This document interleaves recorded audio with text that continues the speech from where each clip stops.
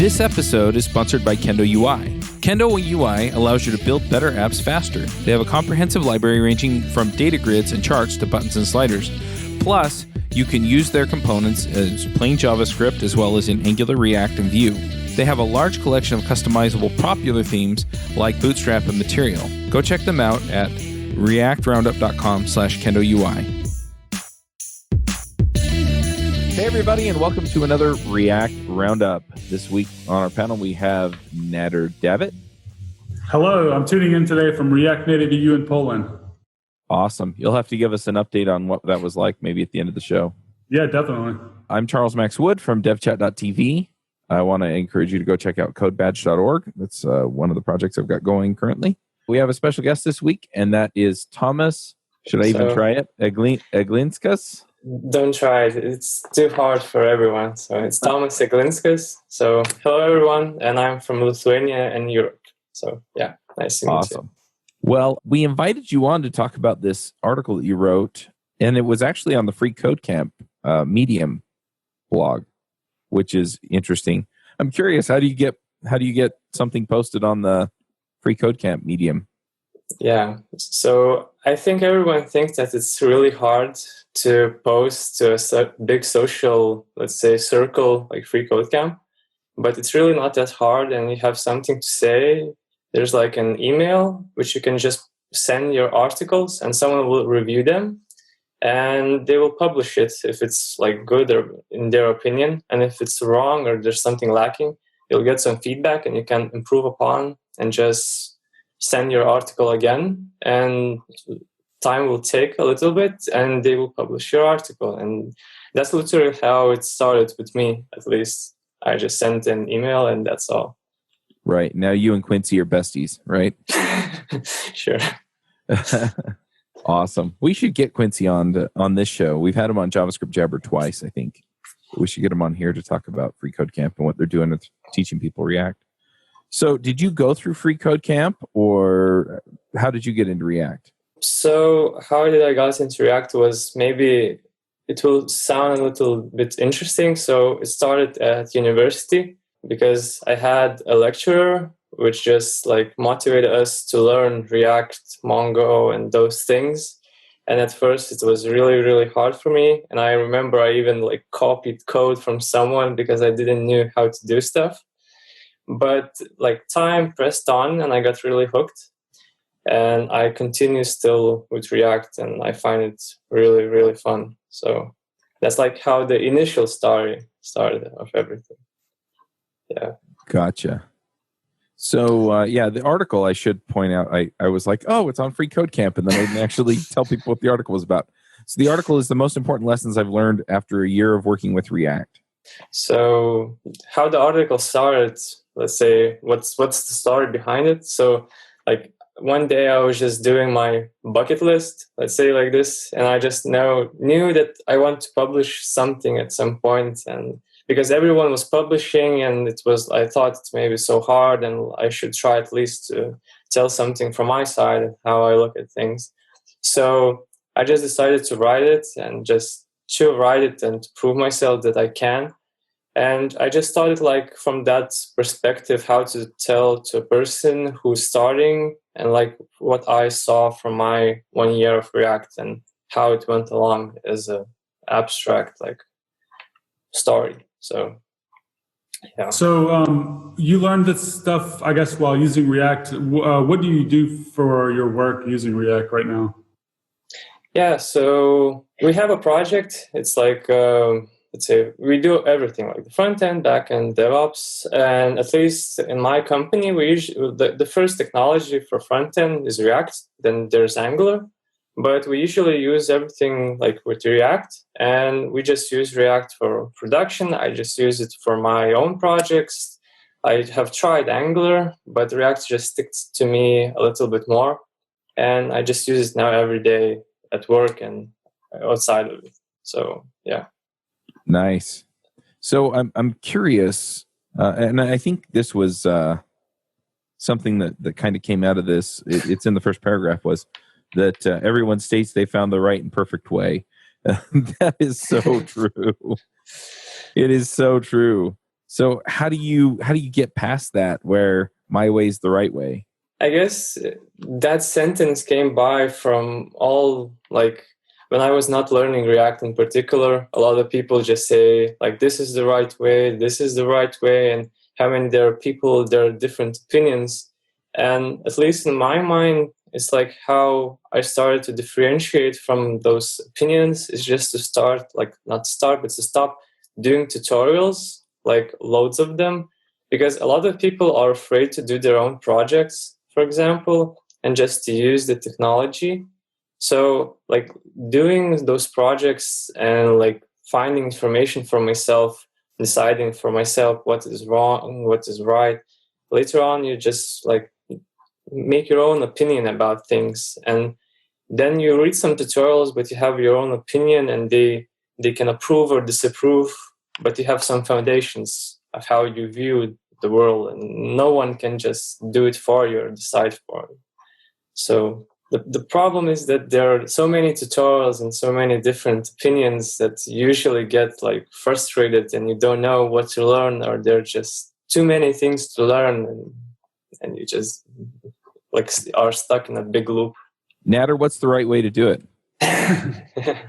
Yeah, I totally feel that sentiment. I've gone through all that stuff, and it's really hard when you're learning something new, because you'll read one thing and it may be out of date even, or it might be really good information, but how are you to know like what's right and what's wrong, especially when you are getting all of these mixed signals? I'm kind of curious, like how you came to the conclusions that you came to as far as like best practices are concerned for you in particular, because like my best practices probably won't be the best practices for someone else. It just kind of depends on your style, I guess you'd say, and how you like to organize things. But like, yeah, I'm just kind of curious, like how long it took you until you were comfortable and you didn't have to actually wonder if, what I'm doing is the right way or the wrong way. It's just my way that works.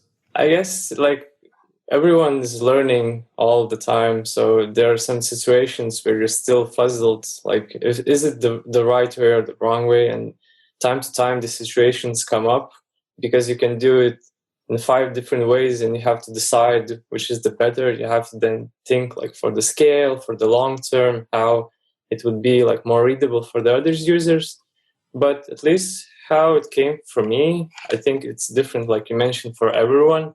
It's like from practice, from other people, and like reading and learning from different articles, like podcasts and stuff.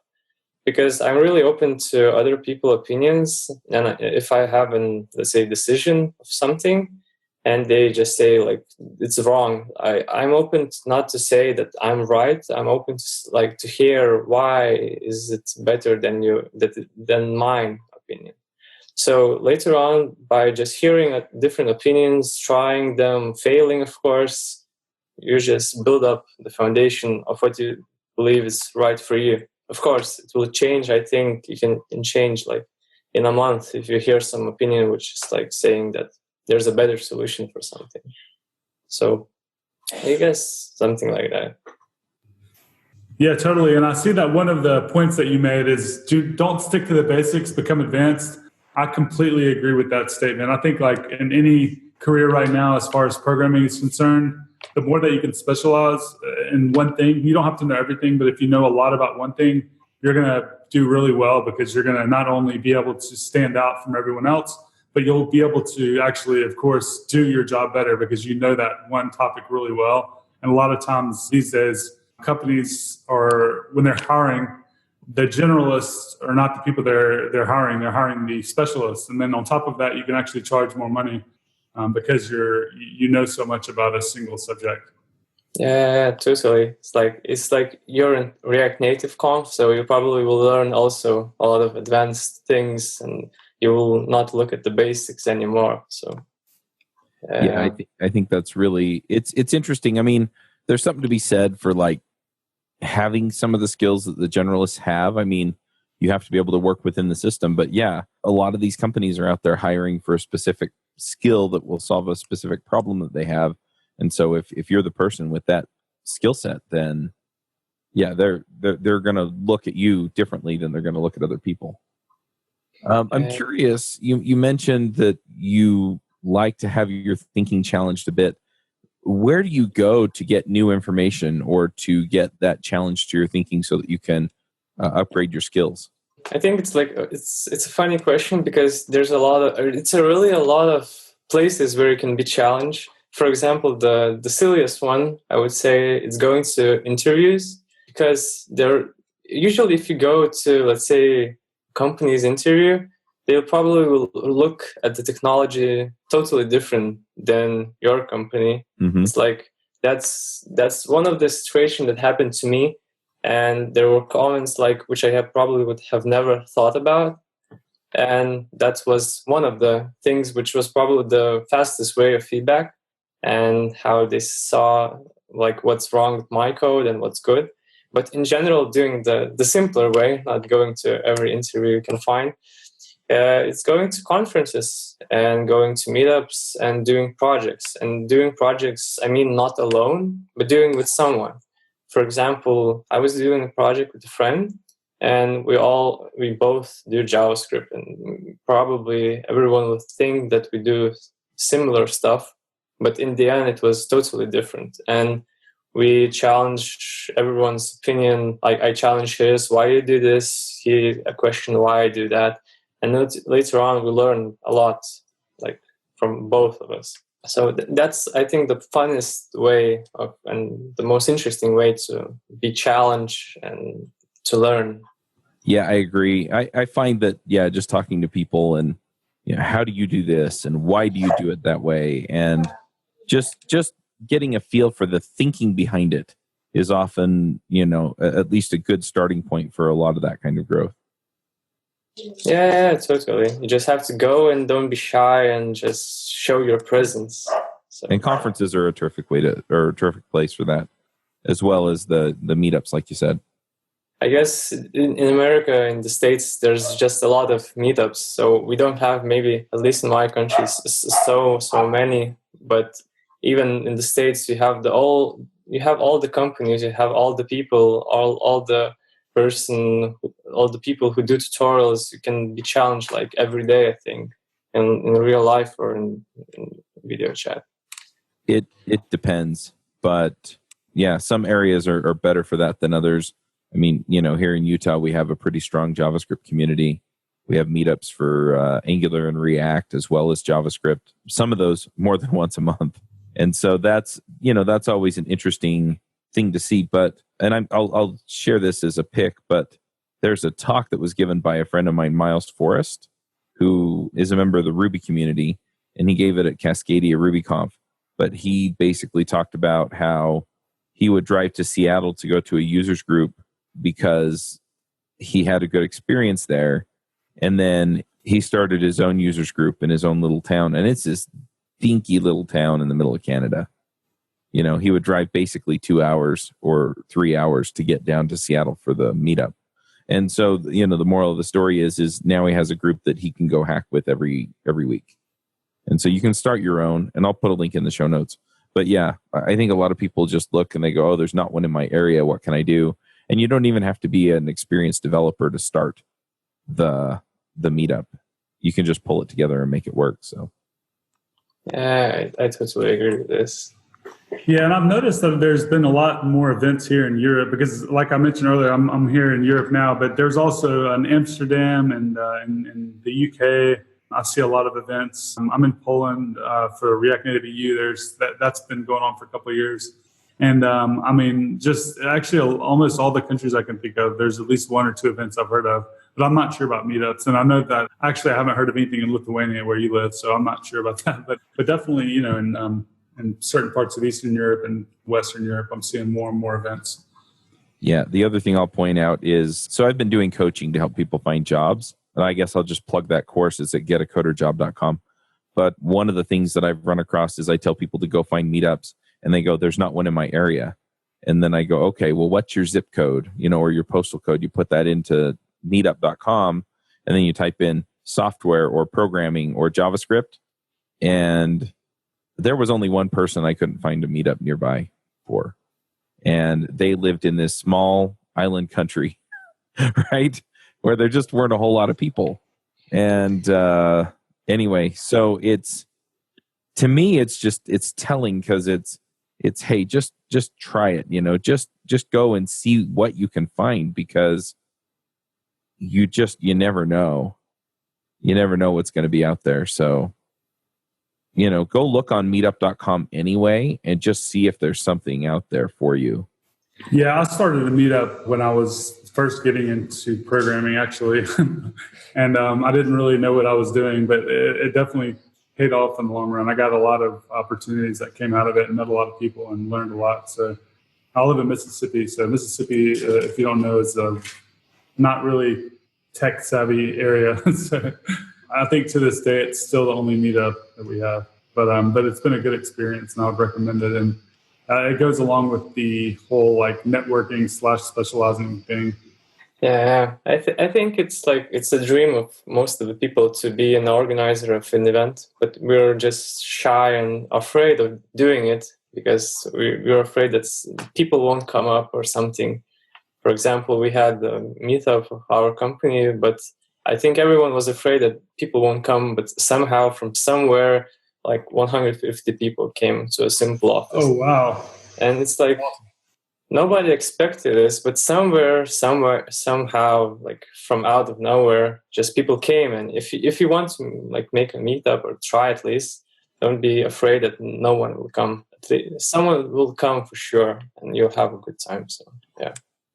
Yep, absolutely. So one of the other points that I saw in this article that I really liked was that React is evolving, and so you must be up to date. And this was interesting because, for one, I think a lot of people think, oh, I'm going to learn React. Like, I just get to the end and mission accomplished. And the other thing is this is something I get asked over and over and over and over again, is how do I stay up to date?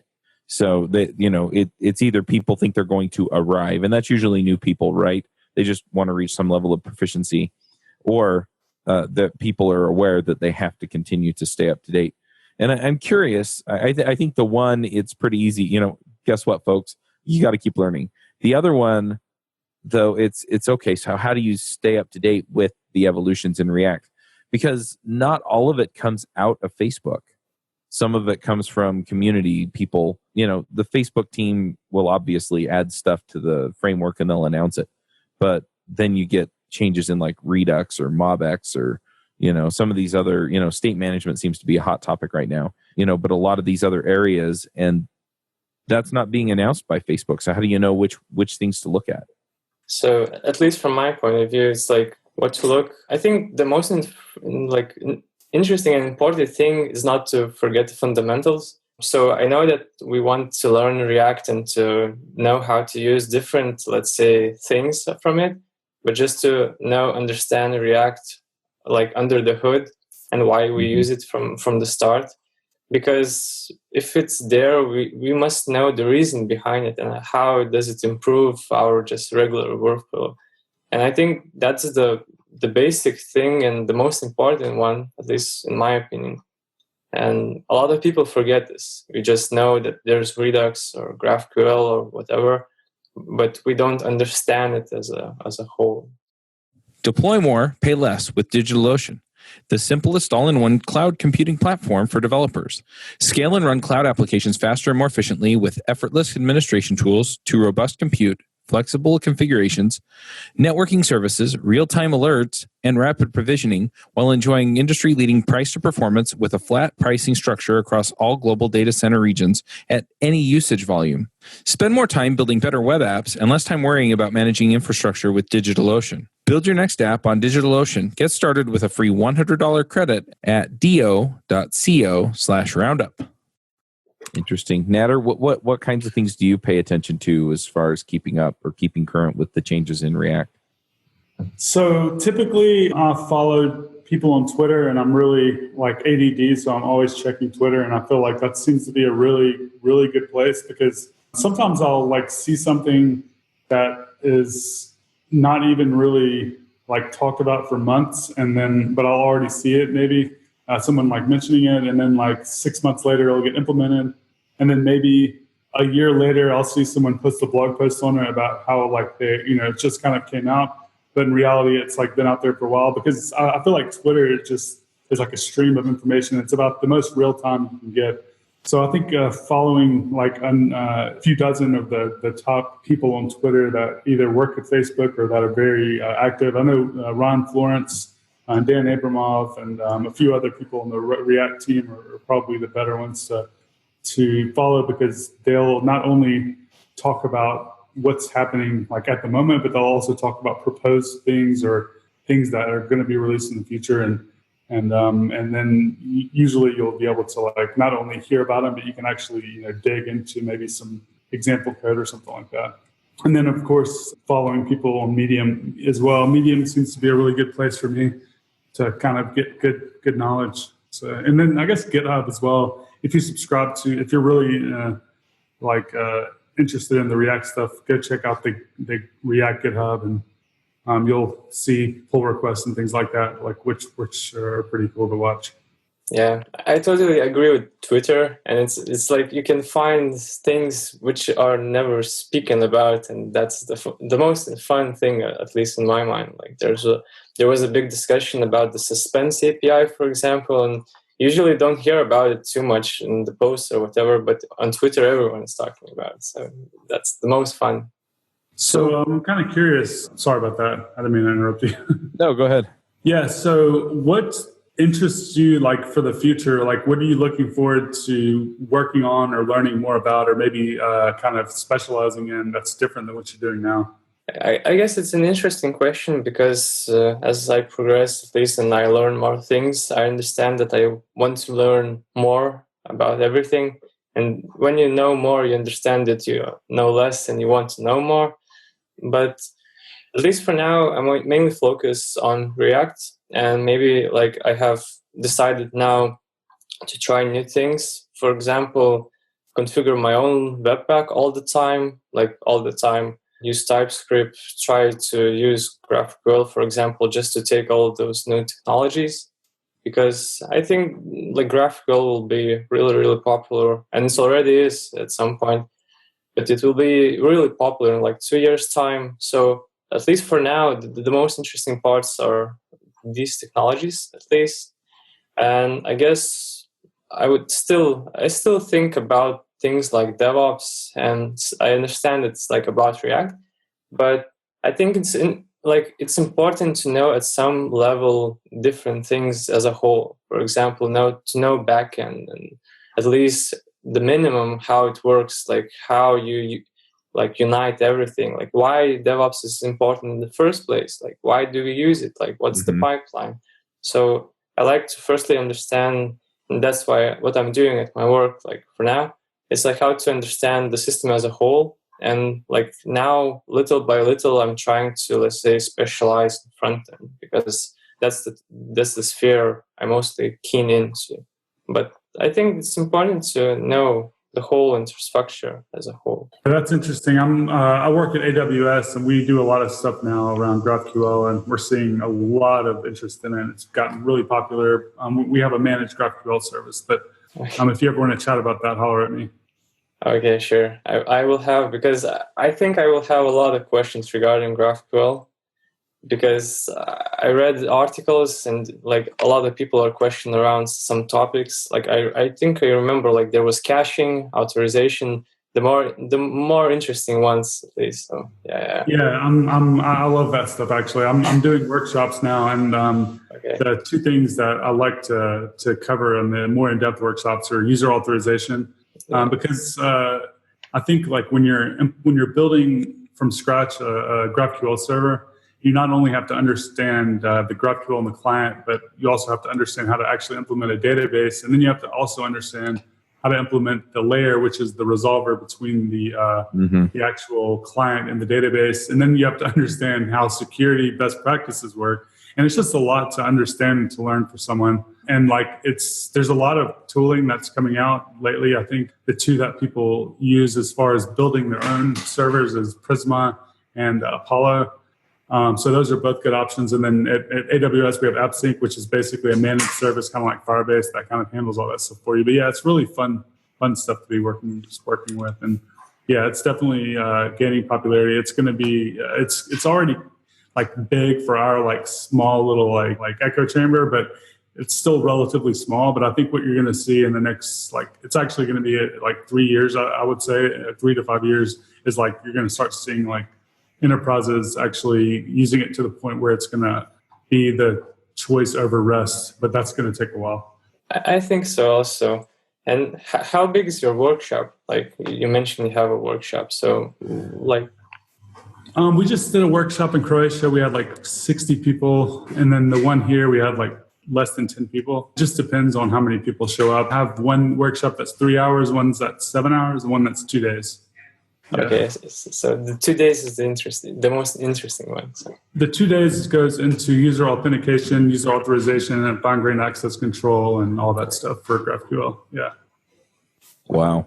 How do people find out about those workshops, Nader? Just follow me on Twitter, pretty much, because they're usually conferences or actual AWS workshops that we give for free in New York. So New York, San Francisco, Singapore, London, and forgot what other city. But we have like 5 cities where we give these for free, and then we also do conferences. Nice. Okay, cool. I would like to attend at least one in some point in time, so I will look into it. So yeah, definitely. I'm a little curious. What's one thing that you, or what was one of these lessons that was the hardest for you to learn, or last year? Like, what was the hardest one principle here? I guess, at least in my perspective, talking about React, the most important lesson, at least for me, was not sticking to the basics. And because a lot of people know React and how to use it, and they know on the basic fundamental level. But when you can show something like more advanced to them, most of the people, they don't understand a lot of these things. Mm-hmm. And when you push yourself to know advanced topics, you also usually push the ones around you to like understand. For example, if I'm like creating a table or like a tabs component, for example, and I'm using something more fancy than just usual prop, like say passing. And if most people don't understand it, they also need to be taught at some point level.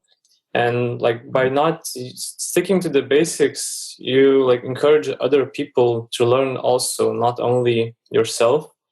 If they like stagnating at some point, you can push them to become at some point better. And I think that was the most important lesson, at least for me. And I try to, like, if I can, just to teach others at some point how to use something more, let's say, fancy or something not the basics. So that's interesting. Yeah, people are always looking to increase their knowledge sometimes in those areas that, are more fancy or more advanced. I guess it's just not, I wouldn't say it's like fancy, it's just like, it's also the basics, but we are just so used to just passing regular props or just doing like state in one component and not utilizing the whole, let's say, infrastructure as a whole. We don't look, if we just usually see like, let's say, because most of the tutorials are quite on the basic level. Mm-hmm. And for example, I saw that there really, at some point I saw that somehow there are so many patterns and I don't understand and how did they were created. And later on, when you just try to push yourself to learn them, you understand that these patterns are also the foundation of everything. They're not advanced. It's just a foundation. You have to use it just to increase your workflow. You'll do it faster and you'll solve some problems which are never thought. And so yep. I guess it's like, at least for me, I really like Kenzie DOS. So I'm like a big fan of him. Like fan, I mean a really, really fan. Because I think, because I think the person is trying to spread knowledge, which is really valuable for a lot of people. And most of the tutorials are so basic that like, if you understand them, and you don't learn anything too much valuable. But when you like if, for example, the first, let's say there was a code sandbox around patterns and I tried to watch it like 6 months ago and I couldn't understand anything. Like it was just too hardcore for me. Like 6 months have passed and now I can little by little understand what is written there. And I think that's the most important. If you find something you cannot understand at all, maybe it's not time, but later on you will understand it and you will understand why it's needed. Yeah, I'm a big fan of Kent also. I highly recommend his newsletter for anyone listening because it's fantastic. And he just creates something every week and you get it in your inbox and you learn something new. It's pretty nice. Yeah, totally. Like every 2 weeks or a week, I think, and you just find an email. Yeah, I remember when Kent was just a newish programmer showing up to the local users group. And it's I think it's telling, like what you're pointing out here in this article, and what Kent's been able to do to help people advance in their careers, and just things like that, where some people they kind of get to a level of proficiency, they go get a job, and then they just go to the job until it's time to go home, and then they go to the job the next day until it's time to go home. And then you get other people like Kent or like you, where you're writing this article, or Nader does a React Native podcast on devchat.tv, and goes out and does the developer evangelist thing and helps people understand GraphQL and the services that Amazon offers. And so we get people who, and I'm not knocking the people who just go out and make a career out of this, but then you also get the people that go out and they're like, hey, I've got something to say, I've got something to share, I think this is going to make a difference. And we need those people too. And we all grow and become better when we share like that. Yeah, totally. I think that like I mentioned, everyone thinks that it's so hard to, let's say, publish even the article to Free Code Camp. And if you want to share your knowledge, it's not really that hard. You just have to want. You will do it eventually. So yeah. So one other thing I want to pick out of this article is the refactor. It's normal. For me, it's screw it up, and then fix it, and then refactor it. But I think a lot of times too, especially newer folks, they get this idea that they're just going to write it once and it's going to be right eventually. And I don't know very many programmers that actually manage to do that. Yeah, totally. It's like, I think it's the most, let's say, this is mostly important when you start out your career, because usually you think that at the first try you have to do it right. And usually that's not the case. At least it wasn't for me. And you'll probably will look at your code, at least I do, like 2 days later, and it's like, what the hell? Or like in a week's time, I can change this, I can change that, and do it at some better way. So it's not like if you did something bad, I mean bad, you mean in your own perspective, that it's not the best code you have written. You don't bash yourself because it's wrong. You just improve upon it. Mm-hmm. And that's how you see that you improved in some time period from yours. Do you have an example of something that you've screwed up that you learned from?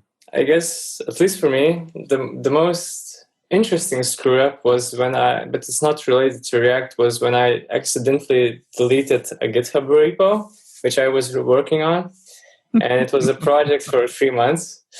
So that was the most interesting screw up, but somehow magically it appeared the next day out of nowhere. So it was also the biggest surprise of my life. But in screw ups, I think most of my projects, and I think most of all projects, if you look back at least a year past, you'll probably find something you can refactor, redo, but you have to just weigh in if it's worth it. So yeah. At least that's for me. How about you, Nader? Do you have a good story? I have so many stories. I'm trying to figure out which is the worst one or the best one, whatever you would say. I mean, I can think back to like my first jobs actually, and having like written such terrible code. And those, I would say that when I was really early on is when I was learning the most, and I would go back and a week or a month and be able to like spot just major issues. But I've been writing React and React Native now for a while. I would say like the first year of writing React, when I was trying to learn data architecture, and we were writing Flux, and then we'd rewrite in like another implementation of Flux, and then we'd rewrite again in Redux, and then we'd rewrite again in MobX. Those were pretty interesting times, and I learned a lot during that, because like you start understanding how all these different architectures work and their benefits, and actually the actual philosophy that's actually behind these things, and you start being able to understand things at a deeper level, and that was pretty fun. Yeah, and which was the hardest state management to learn for you, at least at that point in time? For me, there was this implementation of Flux that was like a third-party library. I can't remember the name of it, but it was a combination of it being buggy and it also being like just overly complex that made it pretty terrible to work with. It was like it was basically it was like basically not the original Flux. It was like basically like an iteration of that. And then Redux, the very first time I tried to learn that was actually pretty tough. But everything after Redux seemed to be pretty easy because at that point you're just like, if you understand Redux really well, it's pretty nice. And then there's I remember during the time that Redux was very popular, there was all these, and there still is a lot of these third-party libraries that like abstract on top of Redux. So you end up like having like to understand Redux to understand this library, and then you have to understand that library to understand this other library, and it just got a little too much. I was just like, this is a little like they're trying to get rid of boilerplate, but you end up with just a lot of mental overhead. Yeah, I think like Redux is the biggest headache, at least it was for me. And there is this repo thing or the course on Egghead, like Dan Abramov does in Redux. But still, I think when you really, really start out, it's like magic. It really is, and it really was for me at that point. When you just look and you don't understand anything. Like there's 3 videos in, and you're like, okay, I'll look at this in like 3 months' time, and I'll just do like states and my components. Everything will be fine. So yeah. Yeah, same. But I think like I like now that like I also mentioned in the article that I like when people don't over-engineer things. So for example, we have a project and maybe I wouldn't say it's the smallest of the projects, but for example, we don't need Redux, and like we're not even using it, like we can live without it. And I mean the thing is that Redux at some point gained so popularity that everyone wanted to use it no matter what and not knowing everything. So, but I'm happy that time to time people now understand that if you need Redux, you will use it. But if you don't, you can just do regular things and use the consumer API maybe, or just pass some props. It's not needed as a must. So. Awesome. Well, let's go ahead and do picks then. Before we do that, though, where do people find you online? At least for me, I'm usually like on Medium now. I decided that I have some other topics I would like to write about. So I decided that I would be more active in the long term around these topics and to learn and to teach others. But in general, I think I would say Medium or maybe a little bit of GitHub. I just do my own personal projects and I'm just mostly there. I also follow, like it was mentioned, Twitter people, but I'm not maybe the most active person as a whole for myself, because at least in Europe, there are people who are using Twitter, but we're usually the followers who follow the famous people, not the famous people ourselves. So, Gotcha. So you're all following Natter because he's so famous. And then I'm following other famous people because I'm not famous. There we go. You will be. So you make it sound like a virtuous cycle, or maybe an incestuous cycle. I don't know. Anyway, all right. Well, let's go do some picks. Natter, do you have some picks for us? Is your job search stuck? Maybe you're not getting any interviews with employers, or maybe you are, but no job offers, or you may be new and not even know where to start. This is Charles Max Wood, and I'm releasing a new course and ebook on how to find a job as a software developer. The course walks you through the process of finding the types of companies you want to work for, getting their attention, and putting your best foot forward as the candidate they want. I've coached dozens of developers in looking for jobs and have been able to help several people find jobs within 2 weeks to 2 months. So whether you're new to development, can't find a great job that fits what you want, or are looking for remote work from an area without a strong tech community, I can help. Go to getacoderjob.com and sign up today. Yeah, I have a couple of picks. I guess the first one is the Front End Con. It's a conference in Warsaw, and it's going to be in December. And it looks pretty cool. The speakers and stuff haven't really been fully announced, but some of the speakers I've seen so far look really, really interesting. I'm going to be there giving a talk and a workshop. So if you're interested in learning about either AWS Amplify or AWS AppSync, then definitely come by and holler at us. We're going to be doing the workshop for Amplify, which is also going to cover AppSync, which is like the managed GraphQL service I mentioned earlier.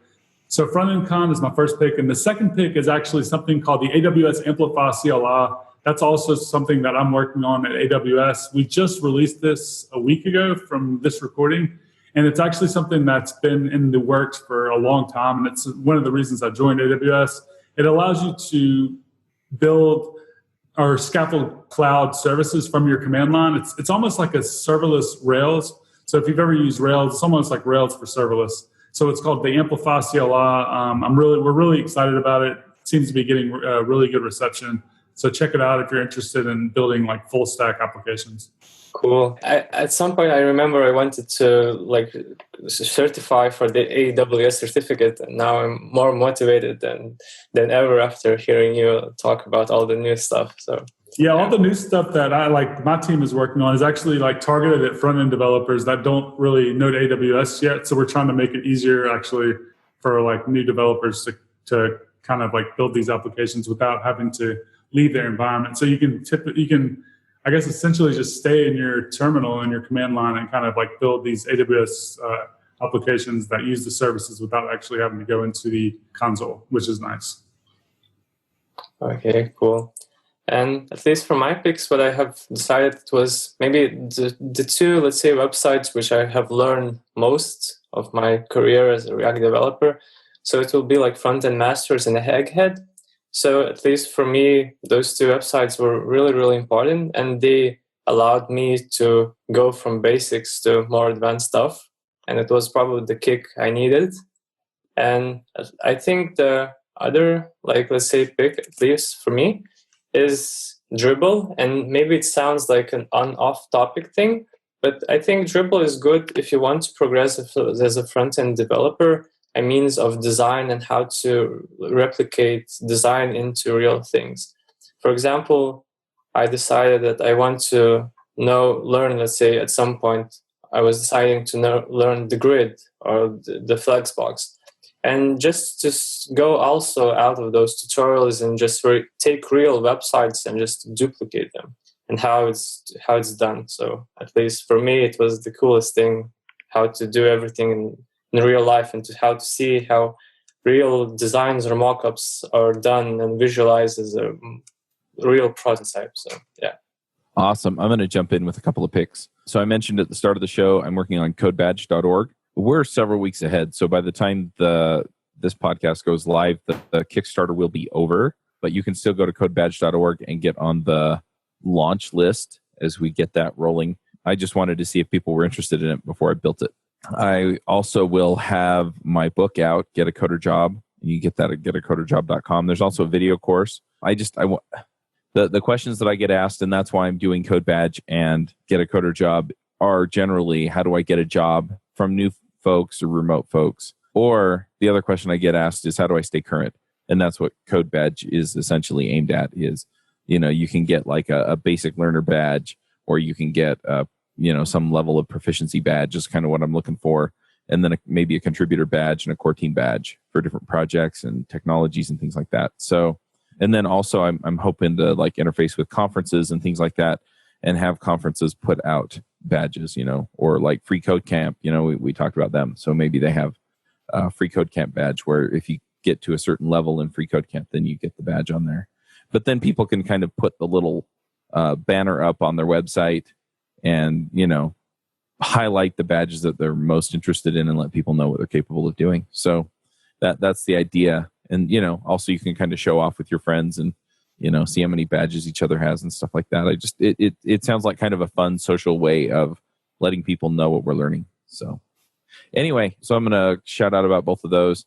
And then one other thing, and this is something that I was playing with last night. I've used Zapier for years to manage a lot of the podcast stuff, and I'm kind of revamping the way that I do that. I've actually been working on a SaaS app to manage podcasts, and I have decided that I need to integrate it with Zapier, mainly because there are certain aspects of this that I don't want to build. Like, for example, a scheduling app. I mean, why do that if Google Calendar will do it or Schedule Once will do it? So I wanted the tie-in. So I've been tying that in to get that handled and anyway, it was really kind of interesting because you just pull down their Node CLI tool, and then you just build the app, and then you run some code generators and change some stuff up, and off you go. And of course, we were talking about the it's busted, it works, refactor it. And that was essentially the process, because it's a third-party tool that I didn't completely understand. And so I just kind of had to experiment with it to figure out how it works. So I've been a software developer for 12 years, and I'm still, I'm still screwing around with stuff and going, it's busted. Okay, now it works, on to the next step. So, don't feel like you have to know it all up front. A lot of times, I'm going to Stack Overflow and saying, how in the heck do I do this thing in Node or Ruby or something else that I've used for a long time? So anyway, Thomas, thank you for coming. Thank you for inviting me in the first place. It was really, really fun, and it was an honor. So. Bandwidth for this segment is provided by CacheFly, the world's fastest CDN. Deliver your content fast with CacheFly. Visit CACHEFLY.com to learn more.